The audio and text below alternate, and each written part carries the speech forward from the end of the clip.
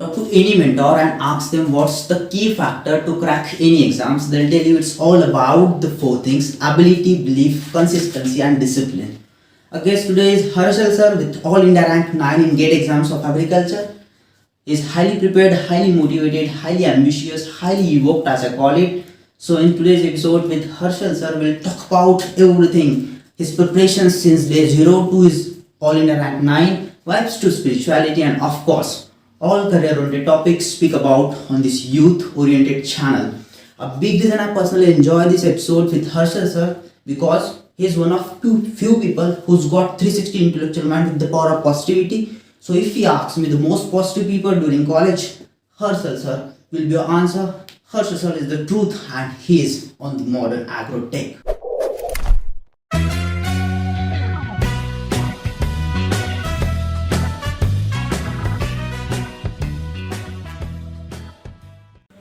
Two things that I personally respect in my life are hard work and spirituality.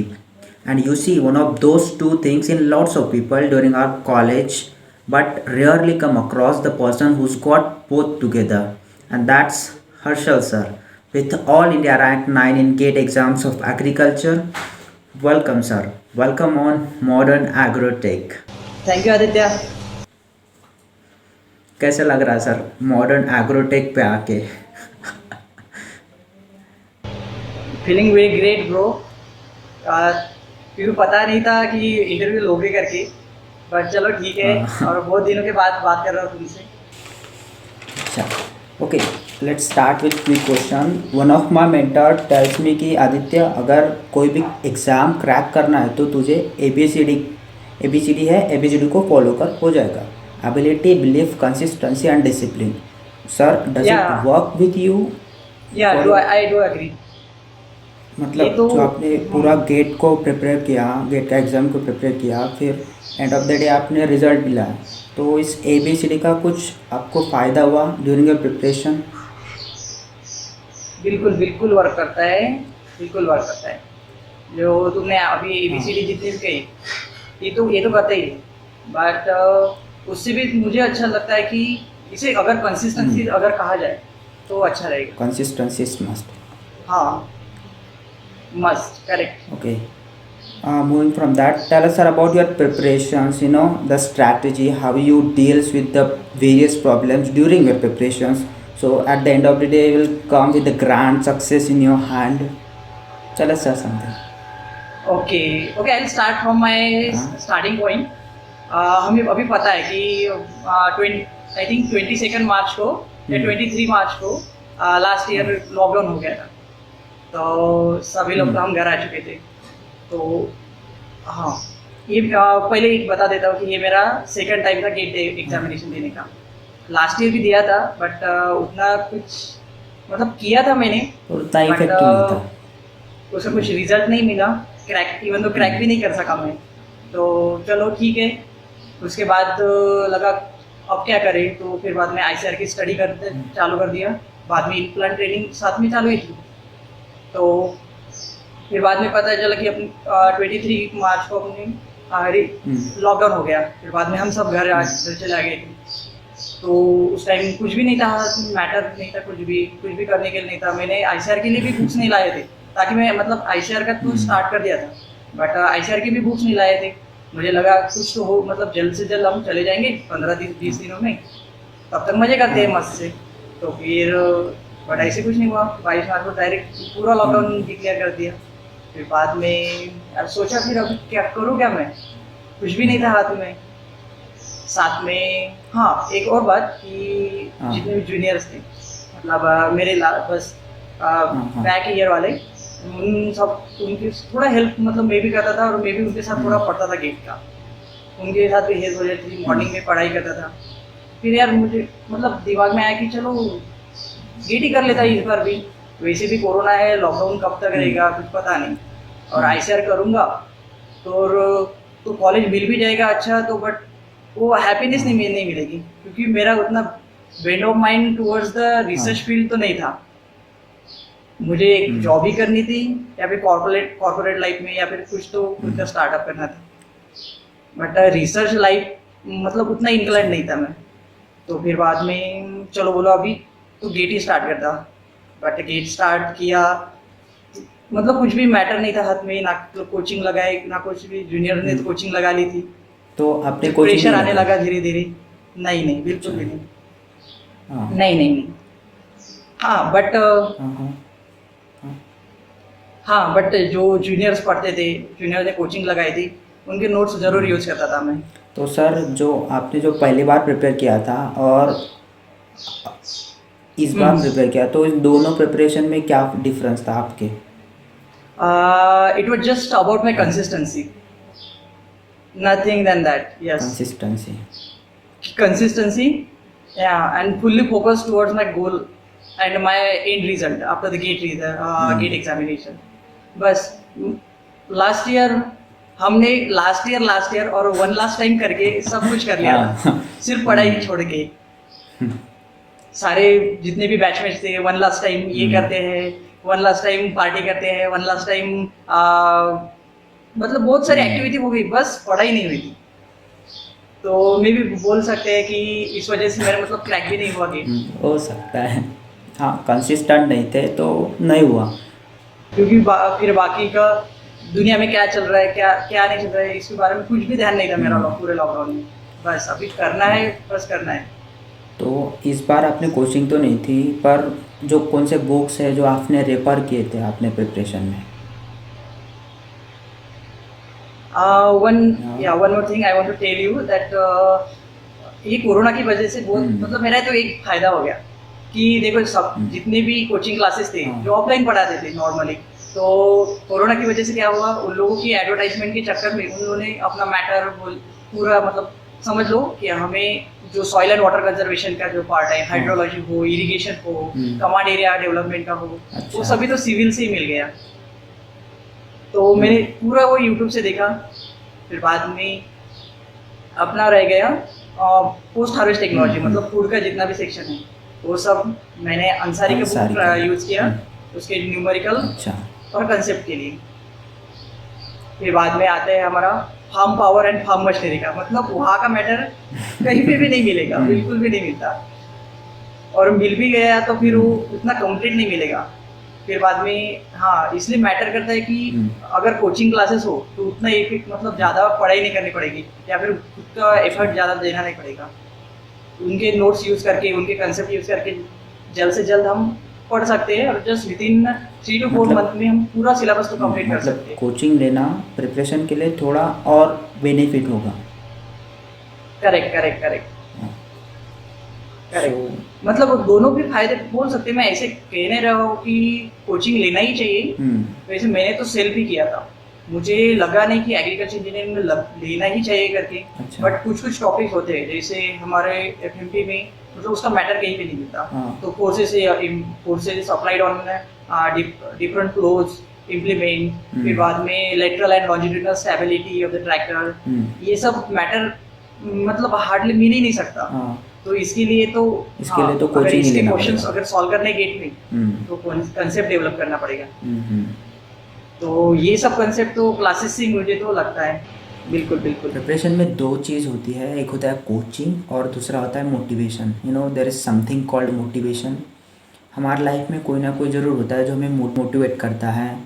They may be our parents, they may be our teachers, they may be our relatives, but most importantly उस motivation को हमें till the end रखना पड़ता है ताकि हम success पा सकें। तो आपने उस मोटिवेशन को कैसे होल्ड करके रखा, उससे आपने गेट क्लियर किया? Indeed I really you can say in your opinion कि ये सब मतलब मोटिवेशन तो सच में चाहिए होता है। मैं स्टार्टिंग फेज बताता हूँ कि जब मार्च हुआ, फिर बाद में मैंने 1 मंथ पूरा मेरा प्रिपरेशन करना है उसकी प्लानिंग में डाल दिया था कि क्या कहाँ से कंटेंट लूँगा, फिर किस जूनियर से बात करूँगा, क्या करूँगा, कहाँ से नोट्स बनाऊँगा, ये सब मतलब 1 महीना तो मेरा प्लानिंग में चला गया। फिर बाद में आया, बट उसके साथ में वो सब करने में मतलब मैं प्रेशराइज था उस टाइम कि यार हाँ, कि एक प्रेशराइज था स्टार्टिंग के फेज में, बस 1 या 2 महीने प्रेशराइज इस तरह था कि जूनियर्स कर लेंगे, अगर जूनियर्स का रैंक आ गया तो मैं क्या करूँगा। मैं मतलब अभी कहीं भी नहीं था, ना जॉब थी, जॉब की सिक्योरिटी बिल्कुल मतलब थी नहीं मेरे पास, क्योंकि कोरोना था, तो कोई लेगा नहीं लेगा, या फिर सीनियर से क्या होता है, या फिर ये सब तो कुछ नहीं पता था। फिर बाद में अपने साथी भी कुछ ना कुछ आईसीआर का पढ़ ही रहे थे, वो भी अच्छी जगह, हाँ वो अभी तो अच्छी जगह लग ही चुके हैं, बट वो प्रेशर था ही कि अभी करेंगे क्या। बट बाद में आहिस्ता आहिस्ता 2 महीने तक ऐसे गया। बाद में मेरा मोटिवेशन का अगर सोर्स बोला जाए तो मेरे माता पिता, हाँ, कि जितना भी मैं उनको हर रोज देखता था, वो कितनी भी मतलब सेल्फलेसली जितने अपने हम खुद के लिए मतलब हमारे लिए जितना भी काम करते हैं, वो कभी ऐसे नहीं थकते नहीं, कभी या फिर कभी ऐसे बोलते नहीं कि यार मैंने इतना सब कुछ किया है, मैं या फिर क्यों क्यों ना करो अभी। वो सब जो भी करते हैं वो उनके बच्चों के लिए करते हैं ना। तो मेरे लिए तो एक ही इम्पोर्टेंट मतलब मोटिवेशन सबसे ज़्यादा वही मेरे माता पिता ही थे। तो ये बात होगी हार्ड वर्क के बारे में, मोटिवेशन के बारे में, यू नो। बट प्रिपरेशन में मोटिवेशन के अलावा भी एक और हाँ, बात correct. होती है, वो थे meditation. You know, lots of people suggest कि प्रिपरेशन में मोटिवेशन के साथ साथ मेडिटेशन भी करना चाहिए हमको। Correct. मेडिटेशन का भी बहुत सा वैल्यू है प्रिपरेशन में। बहुत से लोग कहते हैं कि माइंड को प्रोडक्टिव करने के लिए मेडिटेशन करो, उससे माइंड ज़्यादा प्रोडक्टिव होता है, शार्प होता है। Currently I am reading a book think like a monk by Jay Shetty. इस बुक में बताया कि मेडिटेशन कैसे कर सकते हैं और मेडिटेशन के क्या क्या फ़ायदे होते हैं स्टूडेंट के लाइफ में, है ना। So my question to you is, आपके लाइफ में मेडिटेशन के क्या फ़ायदे हैं? हाँ, ये सब सच में मतलब मेडिटेशन सच में हेल्प करता ही है, नो डाउट। ये डाउट करने की बात ही नहीं कुछ भी। अगर मेरी प्रिपरेशन का टाइम देखा जाए तो हाँ। I believe in means I do मंत्र मेडिटेशन।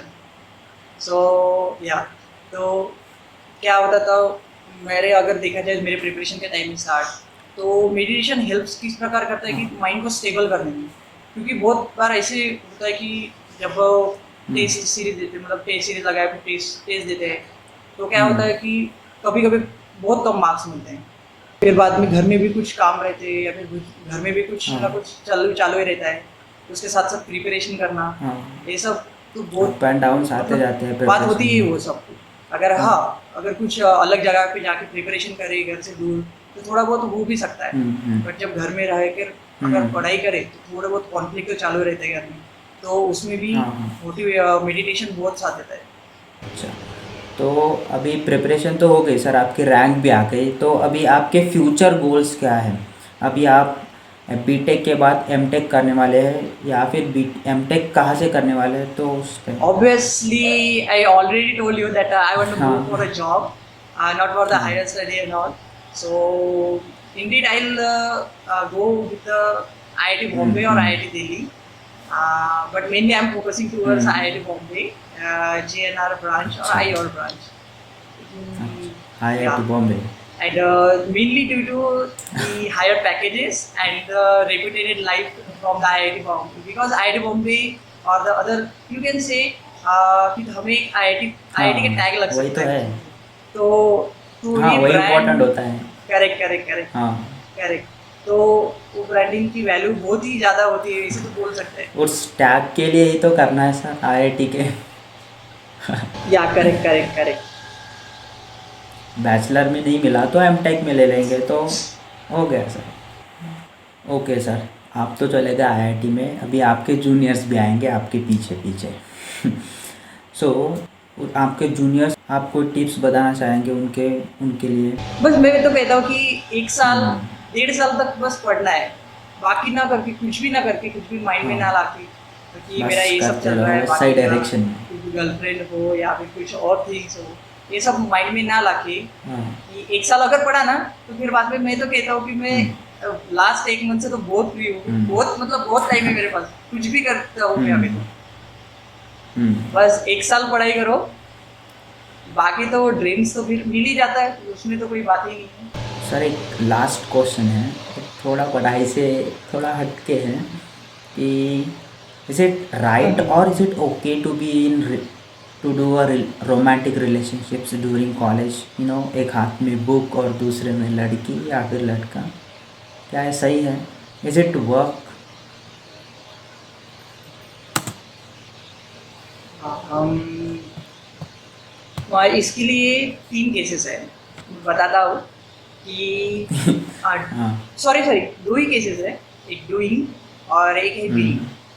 ठीक है, हाँ। तो डूइंग, तो हमें ऐसे नहीं हो सकता कि हम सिर्फ डूइंग करते रहे और बीइंग ना रहे, या फिर बीइंग ही हो डूइंग ना हो, तो ऐसे कभी नहीं चलता। डूइंग इन द सेंस कैसे कि हाँ सिर्फ पढ़ाई करना है, बट खुद की इंजॉयमेंट या फिर मतलब डूइंग डूइंग में कैसे कि अगर फैमिली कह रही है या पढ़ाई करते रहो, फिर बाद में अपने हॉबीज़ के बारे में ना देखो, या फिर कुछ सोशल क्या बोले सोशल या फिर रिलेशन रखना हो किसी के साथ, बट हाँ उस चीज़ में हम जाते ही नहीं बिल्कुल भी। और एक रहता है बीइंग कि हाँ मैं ही खुद हूँ कि मुझे फिर बाद में मुझे एंजॉयमेंट करना है, बट मुझे पढ़ाई या फिर मेरे कुछ फ्यूचर भी बनाना है, कुछ गोल रखना है, ये सब नहीं सोचते। बस फिर बाद में वो जाके कहीं ना कहीं तो फिर बाद में वो डिस्ट्रैक्ट हो ही जाते हैं। बट मुझे तो लगता है कि ये सब ना करते हुए अगर हो सके तो डूइंग और बीइंग दोनों में रहना चाहिए। हाँ अभी हाँ अभी तुमने कहा कि अगर रिलेशन रखना है तो मुझे इन द केस मेरे सेंस में कैसा था कि मुझे रिलेशन अगर रखना है तो मैं दोनों की ढूंढूंगा, मतलब मेरा माइंड भी सोचेगा और मेरा दिल भी सोचेगा कि हाँ कि अगर मैं किसी से रिलेशन रखना चाहता हूँ तो मेरी फ्यूचर प्लानिंग में मतलब कुछ रहेगा या नहीं, या फिर मैं सिर्फ वेस्ट ऑफ टाइम कर दूँगा। क्योंकि मैंने बहुत सारे लोग देखे थे कि जिन्होंने 1 साल 2 साल रिलेशन में रहे, फिर बाद में छोड़ दिया, फिर बाद में वही फ्रस्ट्रेटेड हो गए थे, यार मैंने 3 साल इस पे वेस्ट कर दिया, फिर बाद में अभी तो कुछ नहीं कर सका, तो फिर बाद में क्या करूँगा, फिर बाद में उसी में चले जाते हैं। फिर बाद में वो 1 साल उसी फेज में चल रहे थे कि यार ब्रेकअप हो गया या फिर कुछ हो गया, तो अभी क्या करूँगा। तो मेरा तो ये तो फिक्स ही था कि चलो ठीक है, सोशल आदमी है हम, तो मतलब सोशलाइज तो रहते ही है कि ऐसा कह नहीं सकते कि यार लड़की आगे था सामने तो बात नहीं करेंगे, या फिर बात कर रही है तो फिर कुछ ना कुछ और हो जाएगा, ऐसे तो नहीं हो सकता ना। तो साथ में लेके इन बैलेंस वे कि मुझे तो लगता है कि ये हमारी लाइफ ही नहीं है अभी तो ये सब करने की।